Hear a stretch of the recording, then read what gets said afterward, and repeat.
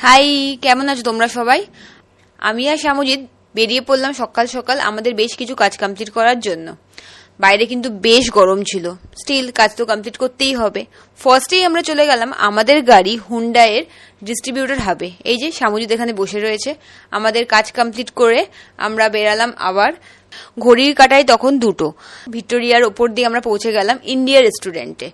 অনেকদিন পর আমরা দুজনে একসাথে লাঞ্চ করার টাইম পেলাম।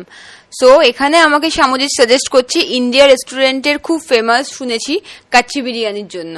এখানে আমরা অর্ডার করেছিলাম মাটন রেজালা রুটি আর সাথে আমাদের কলকাতার বিরিয়ানি। ভুরিভোজ করার পর একটু শপিং তো বানতা হ্যায় বস, তাই একটু দেরি না করে আমরা চলে গেলাম ধর্মতলা স্প্ল্যানেডে। তোমরা আমাদেরকে কমেন্ট করে জানাও কারা কারা এই গরমে ধর্মতলা গেছো আর কি কি উইন্ডো শপিং করেছো। সিলেদার্সে বেশ কিছু কেনাকাটি করার পর বাড়ি ব্যাক করলাম। Thank you for watching till then, by.